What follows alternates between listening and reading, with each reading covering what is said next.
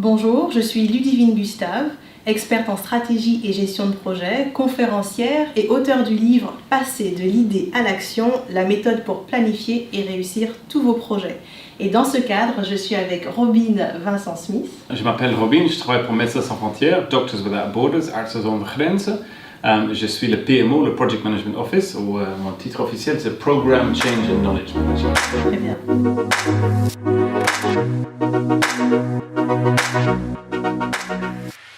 Peux-tu nous expliquer ton parcours et comment tu es arrivé jusqu'à la gestion de projet? Allez, j'ai commencé avec Médecins sans frontières il y a 15 ans, quelque chose comme ça. Et j'ai commencé en tant que logisticien. Et chez nous, la logistique, c'est pas simplement bouger une boîte de A jusqu'à B, comme le supply chain management, comme on entend ici en Belgique. C'est vraiment tout faire afin que les médicaux puissent faire leur travail. Alors ici en Belgique, on a des hôpitaux, mais il y a un toit, il y a de l'électricité, il y a de l'eau, il y a de la sécurité, il y a le transport, il y a la communication, il y a des équipements biomédicaux. Tout ça sur le terrain chez MSF, rien. Alors il faut tout construire de zéro. Ça, c'est la logistique chez MSF. Alors, j'ai fait ça pendant 10 ans sur le terrain. D'accord. Et ensuite, j'ai retourné ici en Belgique pour fonder une petite famille. Très bien. Et alors, on a retrouvé le boulot ici au siège. Et ils avaient des problématiques à implémenter des gros projets de siège ici. Style, comment déménager le bureau, c'est un projet. Tout à fait. Style, implémenter un ERP, c'est un projet. Style, lancer un site web pour mieux travailler avec les alumni de chez MSF. MSF, il y a beaucoup de gens qui ont travaillé pour nous dans le passé, mais maintenant ils sont un peu partout dans la nature ici en Belgique. Tout ça, c'est des projets de siège, comme nous on appelle. Et on différencie ça par rapport au projet de terrain. Le projet de terrain, c'est mener un hôpital au Congo ou quelque chose comme ça. Ça, on était bien, ça, on avait beaucoup d'expérience. Le problème, c'était plutôt le projet de siège. Alors, ils cherchaient quelqu'un plutôt qui connaissait bien MSF au lieu de quelqu'un qui connaissait bien le project management. Ouais. Alors, ils m'ont engagé moi sur un mandat de 6 ans d'implémenter un PMO, un Project Management Office ici au siège, et de nous infuser avec la chouette culture de gestion de projet. Alors, j'ai commencé par trouver quelques grands dans la gestion de projet ici en Belgique, quelques mentors, comme je l'appelle. Et je travaille toujours avec eux, ils sont 3, ils sont tous très expérimentés dans la gestion de projet. Ils m'aident avec la formation de notre personnel, et aussi ils sont là toujours pour moi avec une relation mentor-mentee. Et au début, c'était un challenge parce que notre organisation, c'est très associatif et très focalisé sur le travail qu'on fait sur le terrain et très médicalisé, parce que médecins savent dire. Alors, quand on parle de business case ou de business analysis ou de SWOT analysis ou voilà, la terminologie comme ça, le project charter, voilà, c'est earned value and performed value, tout ça, ça leur fait peur. Hein? Ouais, alors, un vrai jargon, quoi. Le jargon, ça fait peur, la culture, ça fait peur. Mais une fois qu'on a commencé à vraiment expliquer ça de façon simple et prendre des exemples concrets pour nous, simplement, style, on doit organiser un événement, une conférence ici au siège. Comment organiser tout cela? Tout ça a commencé à prendre sens pour eux. Et depuis 4 ans, 4 ans dans 6 ans de mandat. Et on a maintenant une cinquantaine de gestionnaires de projets ici au siège qui travaillent sur toute une série de différents projets. Ils ont tous compris l'importance de faire d'abord une belle planning et une belle analyse avant de s'attaquer aux choses. Parce que chez MSF, on est très orienté solution. Oui. Alors, on me pose un problème et tout de suite, on saute sur la solution. Tout à fait. Et Einstein a dit une fois, si j'avais 20 jours pour résoudre un problème, je prendrais 19 jours pour analyser ce problème et qu'un jour pour le résoudre. Et ça, ça résume un peu notre approche ici. Si on peut encourager les gens de prendre beaucoup plus de temps de faire une analyse, un business analysis, et de bien présenter un business case avec des options, dans lesquelles c'est rien faire, voilà, comme ça, opportunity cost, etc. Et après, avoir une belle discussion, débat autour de ça, et un bon comité de direction qui comprend le sens de portfolio management, et de faire des bons choix, ensuite passer à un project charter et ensuite passer à une bonne phase de planning.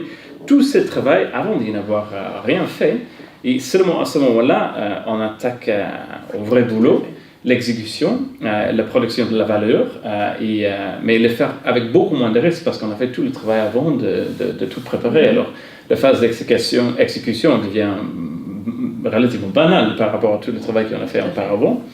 Et après, une fois qu'on a produit ce qu'on doit produire, que ce soit un site web pour les alumni, que ce soit un nouveau bureau pour le staff, que 450 staff qui travaillent ici, ou que ce soit un nouveau ERP, une fois qu'on a produit cette valeur, de vraiment le réintégrer dans les opérations et d'en tirer le maximum de valeur. Parce que souvent, le risque, c'est qu'on produit une chouette chose, mais déjà, le besoin initial a changé.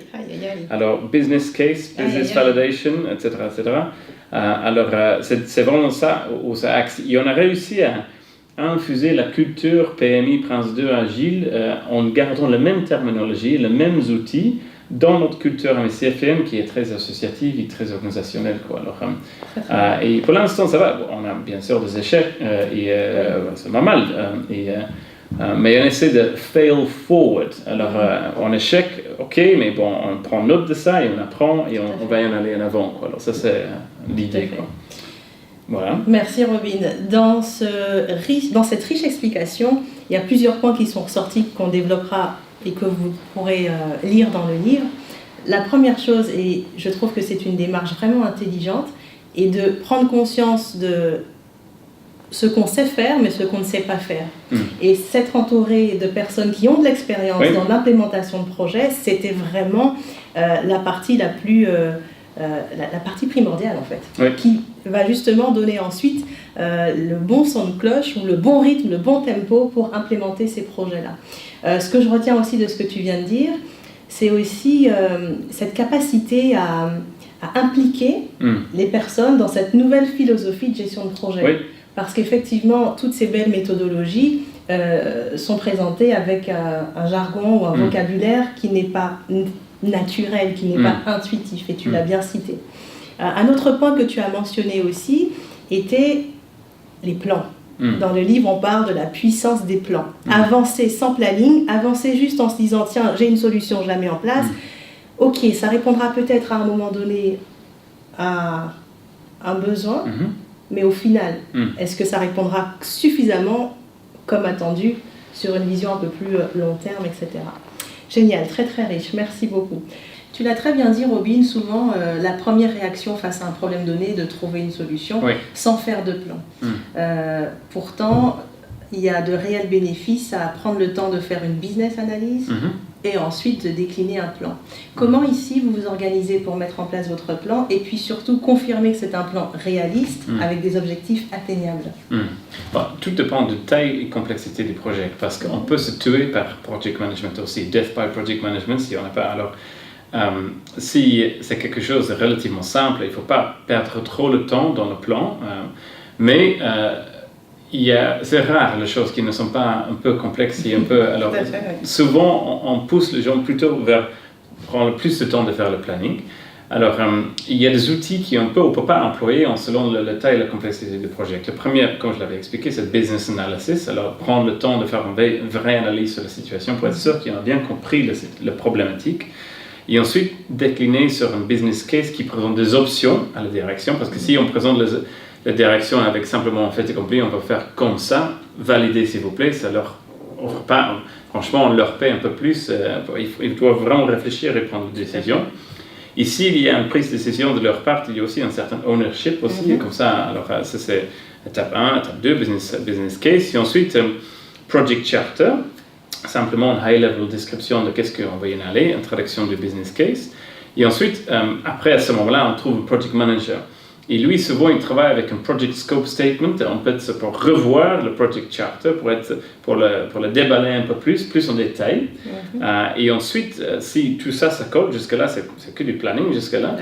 Et après, on travaille avec le Work Breakdown Structure. On adore ça, c'est notre outil préféré. Pas avec des logiciels, mais plutôt avec le post-it, et avec du pizza, avec une discussion, avec toute l'équipe autour de table.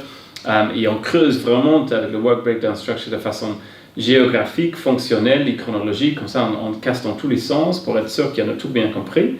Et à ce moment-là, on se rend compte vraiment de combien de temps ça va prendre, et combien de l'argent en fonction, et quels équipements, etc., quelles ressources on a besoin. Et la sortie de ça, c'est bien sûr un classique, un Gantt chart, un budget, etc., etc., etc. Et alors, on encourage les gens de passer par toutes ces étapes en fonction de la complexité de leur projet.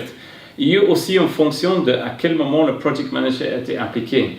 Normalement, on dit dans le livre que le project manager, on l'engage qu'à partir du moment qu'on a créé un project chart. Chez nous, souvent c'est un peu avant. Souvent, le project manager, il fait partie déjà du business analysis et du business case. C'est souvent le project manager qui écrit le business case ensemble avec son sponsor et qui le co-présente ensemble. Alors, du coup, il est plus impliqué en amont de le processus. Alors, mais oui, alors, je suis là aussi pour accompagner tous ces project managers, project sponsors tout au long du processus pour leur challenger sur la pertinence de leur plan. Il y a également une communauté de pratique de project managers dans la maison. Alors, comme ça, on s'échange entre pairs et on peut dire, bah, tiens, quelqu'un peut présenter un nouveau plan et tous les autres ils peuvent dire, bah, tiens, qu'est-ce que vous en pensez, est-ce que c'est réaliste ou pas. Et à partir de ce moment-là, tout ça pour arriver à quelque chose, un plan qui tient bien la route. Et là, après ça, là, ça dépend quelle méthodologie on utilise, parce que de temps en temps, c'est waterfall. Par exemple, pour déménager le bureau ici, c'était plutôt waterfall, parce qu'on savait très bien ce qu'on voulait, c'était relativement clair. Mais de temps en temps, c'est plutôt agile. On ne sait pas trop qu'est-ce qu'on veut, et le scope risque de changer over time. Alors, d'où on a le contact très, très régulier avec les clients, que ce soit un client interne ou un client externe, ça dépend du projet. Par exemple, pour l'alumni, le projet alumni dont je vous avais parlé, c'est de construire, de mieux trouver une win-win situation afin que les alumni, les ex-MSFiens sont contents de retrouver les anciens amis, que nous, on peut les utiliser en tant qu'ambassadeurs pour porter la parole de l'MSF dans la société publique. Mais on ne savait pas trop quelle était la meilleure façon de faire. On avait besoin d'un site web, des événements, des groupes dans la région. Tout ça, on ne savait pas trop. Alors, on a procédé de façon agile. On a pris de petits risques, on a investi de petites moyennes l'argent. Voilà, on va tenter un événement, on va tenter un ciné-club, on va tenter un website, de petites choses. Et en fonction de qu'est-ce qui colle et qu'est-ce qui ne colle pas, on va sur la prochaine étape. D'où le planning, c'était fait sur le court terme, de semaine. Alors, ça, c'est un exemple. Par contre, pour le bâtiment, le déménagement de bâtiment, là, tu as le plan pour toute l'année. Et là, c'est plus complexe, quoi. Alors, mais une fois de plus, comme j'avais dit avant, le grand message, c'est plus que tu planifies en amont et plus que tu réfléchis en amont, moins le risque d'échec plus tard dans le cycle de vie du projet. Tout à fait. Et de faire gaffe de ne pas se faire complètement bouffer par le planning et death by project management, et de faire quelque chose qui est réaliste pour le projet que tu fais. Alors, parce que ça ne sert à rien, par exemple, de faire tout un planning sur toute une année si le scope n'est pas très clair et tu sais très bien que ça va bouger, parce que sinon tu vas de toute façon refaire tous les plans après 2 semaines, alors ça ne sert à rien non plus. Exactement. Alors, essaie de trouver cette balance entre le bon sens et la valeur ajoutée du planning, et aussi un peu d'agilité, un peu de flexibilité, quoi. C'est ça qu'on essaie de faire. Très très bien, merci pour ce partage ouvert super enrichissant. J'aimerais rebondir sur 3 points. Le premier, donc Robin parlait de WBS, donc c'est Work Breakdown Structure. C'est une façon de découper les activités du projet en petites parties pour vous permettre justement de maîtriser votre projet en fait et voir précisément ce que vous devez développer. On en parle dans le livre et vous aurez aussi une vidéo explicative. Un deuxième point que tu as mentionné et que je partage tout à fait, c'est ce challenge entre pairs. Donc quand votre plan est fait, le faire dans votre coin c'est bien, mais le challenger et vérifier son côté réaliste c'est important. En fonction de la taille de votre structure, vous n'aurez pas certainement une dizaine de chefs de projet autour de vous pour le challenger, mais comme je l'explique dans le bouquin, vous pourrez le lire, vous pouvez vous entourer d'experts, de personnes qui ont de l'expérience sur le type de projet que vous êtes en train de faire, ou encore de personnes qui vont utiliser le produit ou le service que vous allez apporter pour challenger un petit peu les temps que vous avez estimés ou la qualité du produit que vous avez envisagé, vos critères d'acceptation, etc. Je ne m'étendrai pas parce que c'est vraiment passionnant, je risquerais d'en dire trop et j'ai envie de t'écouter, Robin. Tu as parlé encore d'un point qui est très important, c'est cette façon pragmatique d'avancer sur son projet. Donc pour le projet des alumni, vous ne saviez pas vraiment quelle serait la... Qu'est-ce qui va coller, qu'est-ce qui ne va pas coller. Exactement. Et vous avez eu la bonne idée de fonctionner de façon agile, donc de façon pragmatique, en mettant le plus rapidement possible en place une solution ou un concept. Minimum Viable Solution. Exactement, tout à fait. Un produit, donc on parle de MVP ou on parle de MVS, je ne m'étendrai pas, mais cette petite partie, ce petit projet qui vous permettra de démarrer le plus tôt possible, sans attendre que tout soit en place. Tu peux rapidement nous donner quelques résultats sur chaque test que vous avez fait? Oui, alors le Ciné Club a très bien marché. On a réussi les gens étaient contents non seulement de venir et de partager avec les cinéastes aussi. On a invité le directeur du film qu'ils ont projeté. On a fait Thierry Michel, Congo. Je ne sais pas si vous connaissez le film. Non, pas encore. Bon, alors c'est un chouette film, mais ça nous parle parce que c'est le contexte dans lequel on a travaillé. D'accord. Ça, c'est un succès. Et après, on a fait un événement plutôt social, rencontre avec les anciens, un drink, ça a bien marché. Et un drink, le lieu? Oui, ici au siège, alors c'était facile, comme ça les gens voient un peu le nouveau siège, tout ça aussi. Ça a eu un succès, mais lors de ces deux événements, les alumni ils étaient très demandeurs d'apporter de leur savoir-faire à MSF aujourd'hui. Alors, ça on ne savait pas avant, mais maintenant on sait ça. Le prochain événement, ça va être plutôt une question and answer session. Alors, je vais présenter une problématique qui nous confronte aujourd'hui, la croissance. On a une problématique de bien gérer la croissance, accompagner la croissance chez MSF. Or, nos alumni, ils travaillent tous dans des hôpitaux, dans la société privée. Ils ont de l'expérience qu'ils peuvent nous apporter, quoi. Alors, comme ça, ils continuent à apporter à MSF à leur façon. Ils apportent leur expérience. Alors, justement, on va réorienter le prochain événement pour permettre ça. Et ça, on ne savait pas au début. C'était une découverte au long du chemin. D'accord. Et ensuite, de suite, je peux donner plein d'autres exemples. L'autre, c'est par exemple, on ne savait pas qu'il y avait une forte nostalgie par rapport à notre ancien bureau à Jette. Alors, d'un coup, on va réorganiser, qui maintenant, c'est des codes pour étudiants, pour l'hôpital, juste derrière. Alors, on va organiser une visite à cet ancien bureau et après une petite frite à la belge, quoi. Alors, et ça, c'est une idée qu'on n'aurait pas imaginée avant, quoi. Alors, et après sur le site web a été créé de façon très itérative aussi. On a commencé avec quelque chose de très simple et basique. Et on rajoute des fonctions en fonction des demandes des alumni. Alors, génial. Génial, super riche. Je ne sais pas si ça vous parle tout de suite ou pas, mais prenez le temps de revisionner l'ensemble de chaque élément présenté ici, parce que vous comprendrez vraiment comment mettre en place votre projet de façon pratique et réaliste. On y reviendra. Est-ce qu'on peut parler maintenant de leadership? Parlons de leadership. Embrasser ce type de fonction, donc gérer des chefs de projet, gérer le changement, etc., demande aussi d'impliquer des personnes et de mener des personnes avec soi. Comment tu développes ton leadership? Quelles sont tes valeurs? Mes valeurs à moi, les valeurs de l'organisation de MSF, notre centre professionnel de procès. D'ailleurs, on vient de faire l'exercice cette année de choisir notre valeur organisationnelle, qui sont le respect, transparency, la transparence, tout à fait. Trust, la confiance, tout à fait. Accountability, c'est pas exactement la même chose en français, mais vous responsabiliser integrity, l'intégrité, tout à fait. Et empowerment, alors donner aux autres la possibilité de faire le travail pour eux. Alors, et c'est des valeurs auxquelles moi j'adhère très fort. Alors, je crois qu'il faut toujours garder en tant que leader la valeur de l'organisation en tête, derrière toi quelque part. Parce que c'est ça qui nous guide un peu dans le travail qu'on fait au quotidien. Et heureusement, ces 6 qui ont été choisis, pas par la direction, c'était une enquête ouverte à tous les travailleurs de la MSF. Et eux, ils ont choisi. La direction avait le même vote que tous les autres, alors c'était choisi de façon. Voilà, ça c'est important. Mais en termes avec toujours ces valeurs derrière moi, je crois qu'il y a 3 choses qui sont importantes en tant que leader. La première, c'est cette capacité de traduire des choses. Alors, il y a une personne qui parle et une autre personne qui ne comprend pas exactement ce qui a été dit. Alors, souvent, je joue le rôle d'interprète entre les deux. Alors, on a eu récemment un projet où il y a eu un gros changement pour pas mal de gens.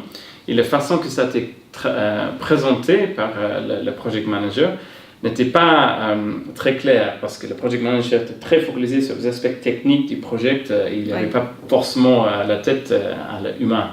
Alors, c'est ça, c'est l'interprétation de tout ce qui se passe entre deux parties qui ne se comprennent pas autrement. C'est ça, c'est un.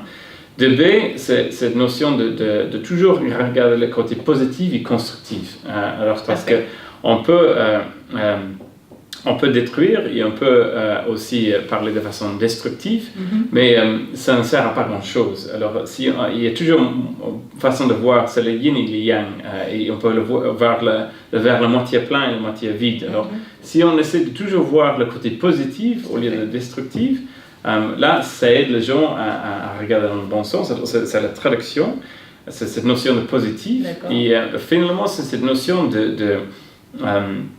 de se mettre à le bon niveau, le même niveau que tous les autres. Parce que si on leur parle d'au-dessus, c'est pas respectueux. S'ils parlent en dessous, alors trop technique, alors ils vont aussi être qu'est-ce qui se passe? Alors, essayer de trouver le bon vocabulaire, le bon langage, le bon comportement, aussi en respectant la culture, parce qu'ici on est très multiculturel chez MSF Sans Frontières.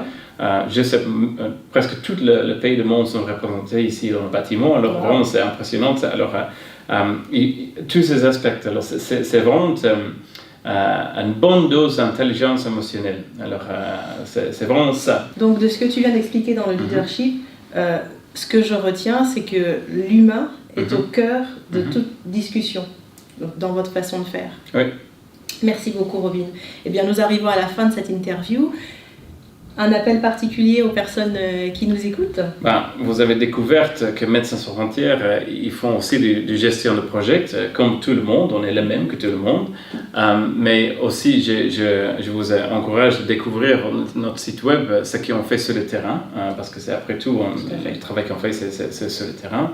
Et si vous voulez contribuer tout notre financement vient de gens comme vous, qui payent une petite cotisation chaque mois pour soutenir notre travail. Alors, ce sera très le bienvenu si vous avez l'énergie de mettre quelque chose là-dedans. Génial. Merci Robin pour le temps que tu nous as accordé et pour ce partage riche. Vous retrouverez le livre « Passer de l'idée à l'action, la méthode pour planifier et réussir votre projet » déjà disponible dans les informations qui sont communiquées dans cette vidéo, au-dessus de cette vidéo. N'hésitez pas, commandez-le. Et pour plus de questions pour les activités de MSF, vous pouvez trouver toutes les informations sur le site web. Oui. Et puis, pour aller encore plus loin dans l'implémentation de vos projets, n'hésitez pas à nous contacter. À bientôt.